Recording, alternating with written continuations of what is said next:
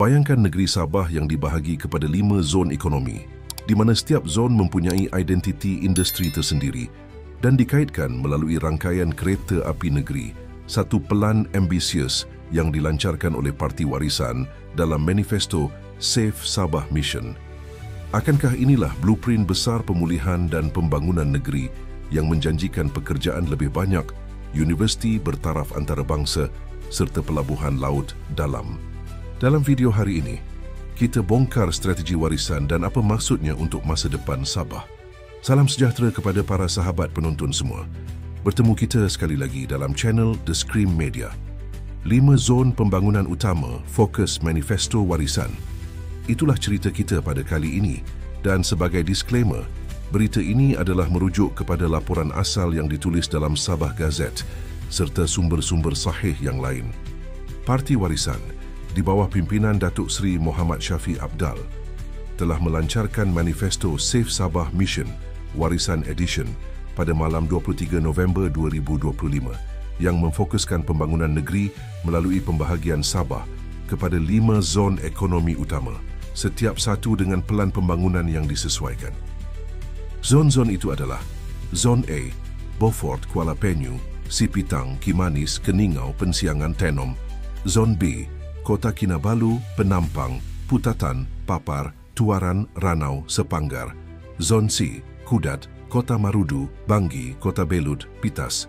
Zon D, Beluran, Telupit, Tongod, Sandakan Batu Sapi, Kinabatangan, Libaran.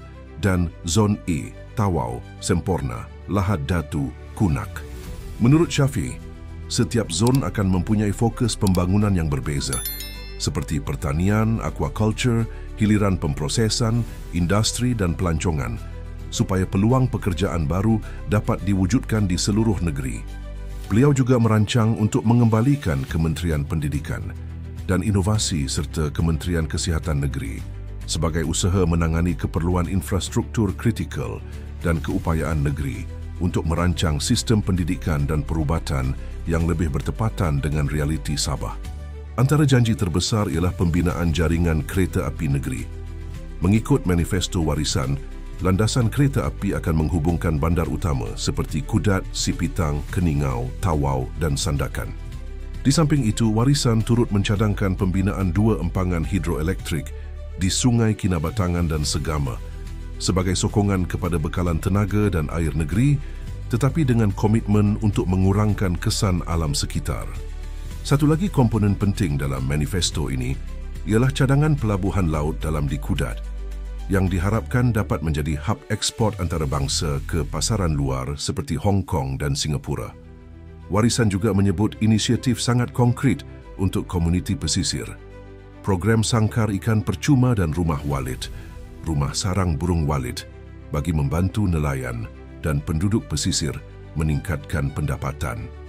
Dalam bidang pendidikan, warisan bercadang menjadikan Papar sebagai hub universiti antarabangsa supaya anak muda Sabah tidak terpaksa berhijrah ke luar negeri semata-mata mencari pendidikan tinggi.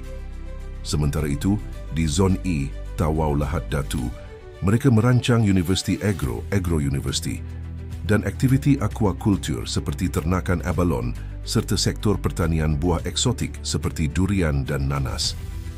Shafie menekankan misi ini bukan sekadar manifesto pilihan raya, tetapi kesinambungan visi dia semasa menjadi Ketua Menteri Sabah 2018-2020. Usaha jangka panjang untuk membangun negeri tanpa bergantung sepenuhnya kepada bantuan persekutuan.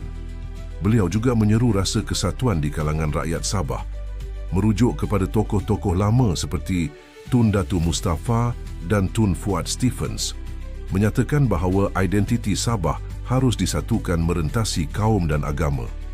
Lebih jauh, Shafie mengaitkan rancangan mereka dengan hak 40% hasil negeri, satu isu kebajikan fiskal Sabah yang kerap menjadi teras dalam tuntutan autonomi negeri. Sekarang mari kita teliti rancangan ini dari sudut yang lebih luas. Apakah implikasi daripada peta 5 zon ekonomi dan jaringan kereta api negeri warisan? Bagaimana pendekatan ini mencerminkan perkembangan politik dan ekonomi global serta sejarah Sabah sendiri? Dari segi strategi pembangunan wilayah, Warisan seolah-olah mengadaptasi model zon ekonomi khas seperti yang dilihat di beberapa negara Asia, misalnya zon ekonomi khas China, menyesuaikan pertumbuhan kepada potensi khusus setiap kawasan. Ini bukan hanya retorik pilihan raya, tetapi satu model yang memberi tumpuan kepada pengkhususan ekonomi. Pendekatan ini boleh membantu mencipta rantai nilai, value chain tempatan. Contohnya, ladang pertanian di zon A boleh berkolaborasi dengan pemprosesan hiliran dan hasilnya diekspor melalui pelabuhan di zon C. Tambahan pula jaringan kereta api negeri yang dicadangkan bukan semata-mata untuk mobiliti rakyat, tetapi sebagai tulang belakang logistik untuk mengangkut hasil pertanian, sumber laut dan barangan ekspor. Ini boleh mengurangkan kos pengangkutan darat, mengurangkan kerosakan jalan akibat kenderaan berat dan mempercepatkan masa penghantaran. Strategi yang sering diguna dalam pembangunan wilayah maju. Menariknya juga ialah cadangan membina empangan hidroelektrik di Kinabatangan dan Segama. Dari sudut sejarah, Sabah pernah bergantung kepada sumber kuasa terhad dan masalah bekalan air dan tenaga telah lama menjadi isu dasar negeri. Model pembangunan warisan ini menyiratkan satu transformasi infrastruktur strategik yang mungkin membawa Sabah ke arah kestabilan tenaga dan kemerdekaan tenaga sambil berusaha menyeimbangkan pembangunan dengan pemeliharaan alam sekitar. Satu lagi dimensi penting, pemulihan Kementerian Negeri Pendidikan dan Kesihatan dalam konteks otonomi negeri ini bukan sekadar janji politik tetapi langkah ke arah penguasaan semula fungsi-fungsi kritikal.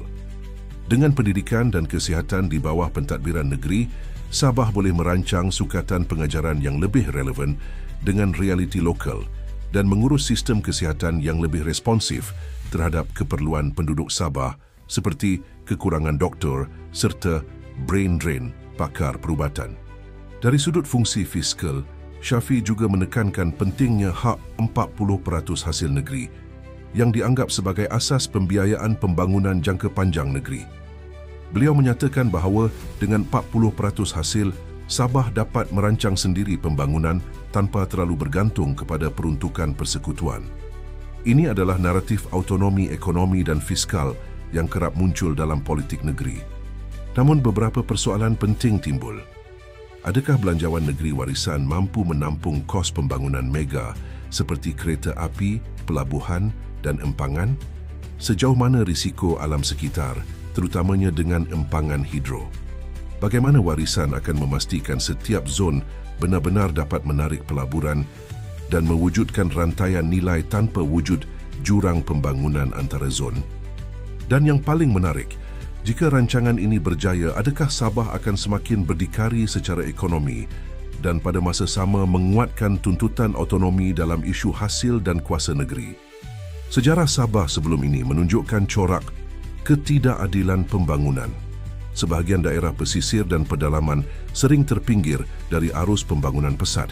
Sekiranya warisan berjaya merealisasikan manifesto 5 zonnya, ini mungkin satu titik perubahan besar. Tetapi ia juga menuntut kecekapan pentadbiran tinggi, pengurusan risiko alam sekitar, serta kerjasama erat antara kerajaan negeri dan sektor swasta. Apa makna semua ini untuk anda dan Sabah? Para sahabat penonton sekalian, jadi itulah ringkasan penuh manifesto warisan, satu rancangan pembaharuan besar yang meliputi 5 zon ekonomi, sistem kereta api negeri, empangan hidro, universiti antarabangsa dan pelabuhan ekspor. Semuanya dibalut dengan janji autonomi fiskal melalui hak hasil negeri. Jika semua ini terlaksana, Sabah berpeluang menukar wajahnya secara dramatik. Tapi adakah semuanya hanya janji manis pilihan raya atau pelan yang benar-benar mampu direalisasikan? Adakah warisan mempunyai keupayaan teknikal dan kewangan untuk melaksanakannya? Dan bagaimana jika pilihan raya nanti berpihak kepada mereka? Adakah ini bermakna era baru pembangunan negeri di Sabah? Atau adakah risiko besar yang tersembunyi di balik rancangan ambisius ini? Kami mahu dengar pendapat anda. Apa pandangan anda tentang zon ekonomi ini? Adakah ia akan mengubah masa depan Sabah? Tinggalkan komen di bawah dengan idea, keraguan atau harapan anda. Dan kalau anda suka jenis analisis seperti ini, jangan lupa subscribe dan tekan butang like supaya kita boleh sama-sama mengupas isu besar Sabah dan masa depan negeri ini. Terima kasih kerana menonton dan sampai jumpa dalam video seterusnya.